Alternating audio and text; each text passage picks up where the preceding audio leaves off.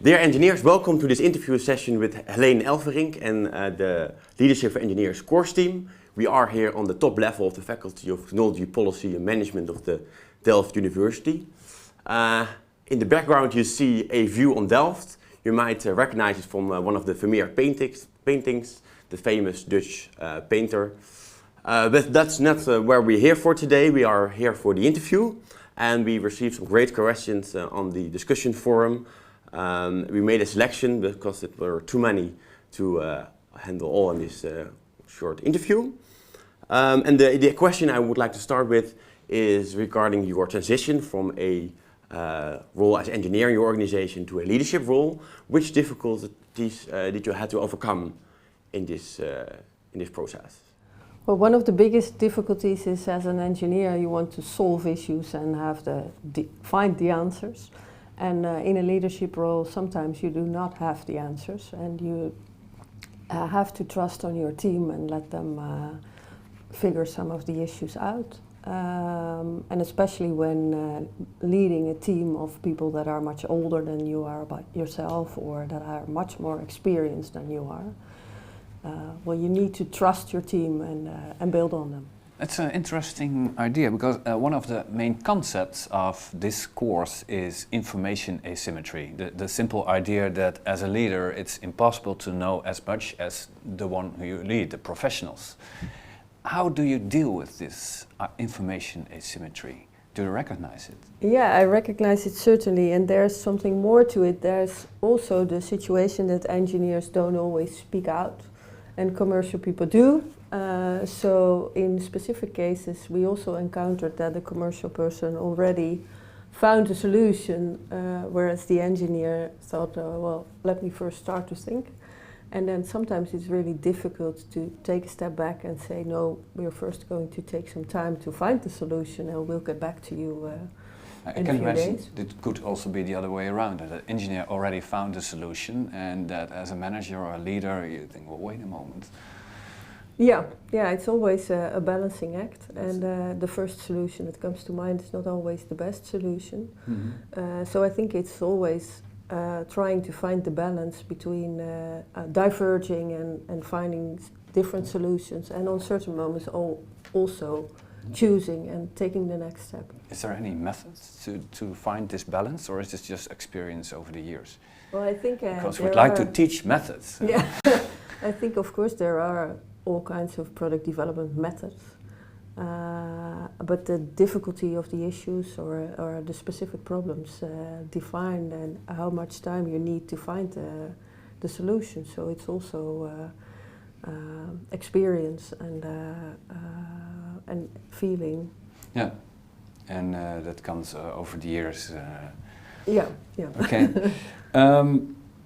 Usually engineers also have typical values like, I want to do my job good as possible. However, as a manager you have also targets, and you have to live with targets, with accountability, etc. How do you balance these two? I think it's really important to be clear about timing and expectations. As a manager, I also had managers that wanted a solution right now and right here, where I thought, well, we'll need some time to solve the issue, and I need some time with my team, and nobody can come in. Mm-hmm. But I think it helps a lot when you sketch the time frame and you say, I need a week, and after the week I will certainly come back and tell you the status of where we are. So, but that seems a bit like a paradox. You know, you're really formalizing time schedules, etc. At the same time, you recognize information asymmetry and professionalism. Yeah. How do you deal with that? How can you just formalize and respect these professional values? Is that? Well, I think you really need to understand the pressure that can also be on other leaders and on your own manager to come with results. And I think you need to understand that you need to help also your manager to explain what he's doing. So you cannot expect someone to give you all the room and not say when you are going to come with solutions or what solutions you want to come with. What are means to make the schedule not too strict, just to respect his professional values? Be clear and transparent about the planning. I think that helps a lot in getting the room and space for experimenting and testing and finding solutions. And of course, I got another balancing act. That's one question also from the students. Some have very individual targets and really making targets of the manager, a bit of a personal individual style. Others had a more collective style, like the style of team spirit. Yep. And sometimes it feels like these are competing values, like going for individual goals, either collective team goals. Yep. Is this a real dilemma in your organization? Yeah, I think this is a real dilemma because the targets to find solutions or to really get to the project are sometimes really tight. So sometimes it is difficult to find time for team building, and it feels like more important to ask the question and get an answer than to ask how someone's day has been or if he has any problems at home. But especially when the pressure in a project becomes really big, you need the team spirit to solve the issues and to get further with the project. It's hard to schedule the team spirit, however you're going to need it just when time pressure is coming up. Yeah, and then That's it's a too nice late. then it's too late. Is it Yeah. possible to schedule team spirit? Or is there also something out of schedules there? I think it is possible to schedule some of it. Of course, it's possible to schedule a yearly team event or a monthly team meeting. But sometimes it is necessary at moments that you do not expect it. So I think also at unexpected moments you need to take time and see if everyone is doing well and if the team spirit is still good. Yeah. And sometimes break out and do something together, not working. I can imagine there's also a personal style involved to just stimulate that team spirit. Yes, of course. Yeah. Of course. Well, that's very interesting what you say about this, these professionals and these engineers, that they want to do things very well and very good. But of course, you as a manager sometimes have to make changes in the organization or in processes. And that connects to one of the questions we got from the students. The student wanted to know if you have ever experienced resistance to change from your team. Can you tell us something about it? Yes, of course. Of course, you experience resistance to change, especially when you're doing reorganizations and people need to move places or are afraid to lose their job. It's understandable that people are resistant to change. It's not nice to have to travel much further to work than you used to do. But also in projects you experience resistance to change. People are used to doing, for instance, an impact analysis for a project. And that it takes 3 months to do such an analysis, and then sometimes you ask them to do it in 2 weeks. And you get the response that that is not possible and the quality will not be good and it's not useful. But if you take the time to explain why you want to have it in 2 weeks and take the concerns of the professional seriously, you need to discuss this resistance to change and find a solution for it.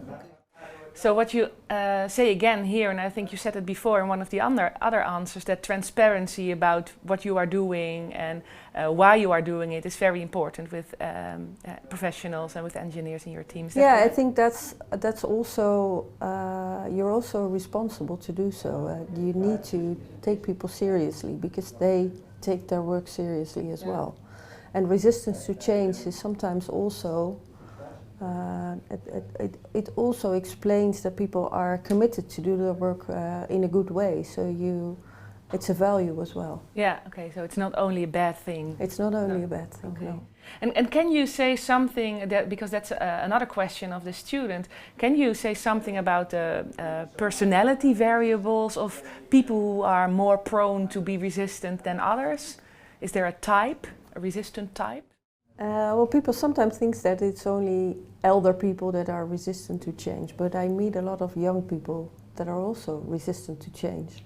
And it has to do with their commitment to doing their job in the right way, or it has to do with their personal values that they are afraid to have to compromise.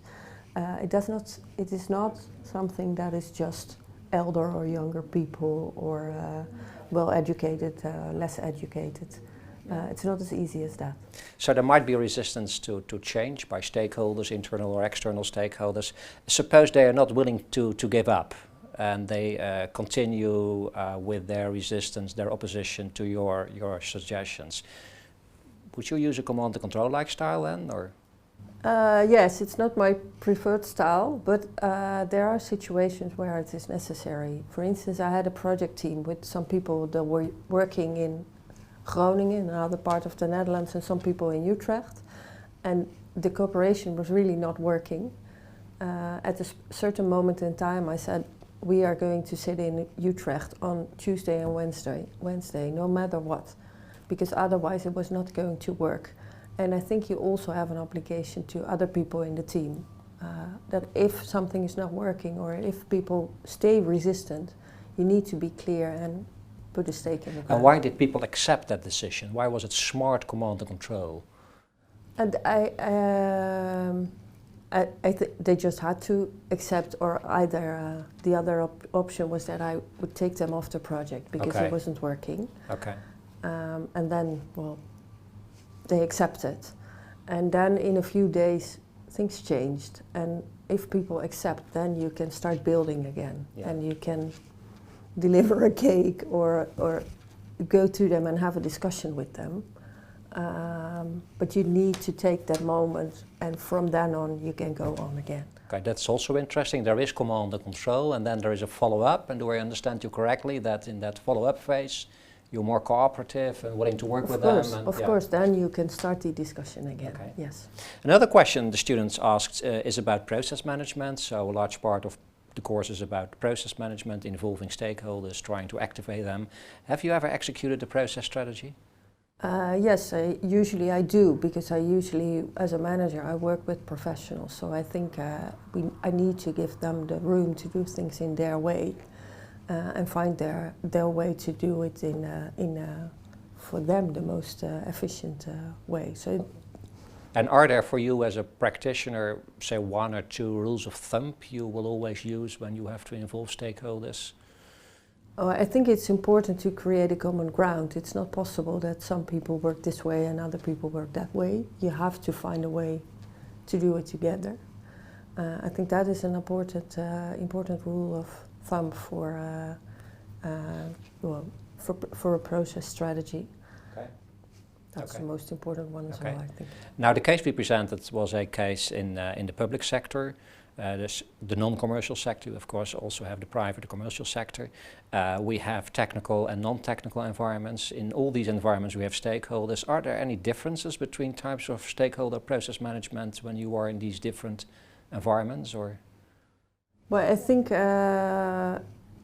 it's the same for all sectors. Okay. I think for most people and in most situations it's best to use a process strategy and to give people the opportunity to organize the things that are best for them. And there are specific situations, especially, for instance, when you have a security breach or a major external problem, where you can use a command and control structure, and that's the best way to solve things. And I think maybe also with the police or fire department. Okay. But for most situations, a process strategy is best, I think. Okay, thank you very much for answering our questions. Yes, indeed, thank you, and thank you all for the interview. I think this wraps up the interview for now. And this also wraps up the course. At least for our part, you still have to do the final exam. We will wish you all the best with that. And we might meet each other again on the forum. And see you soon. Bye.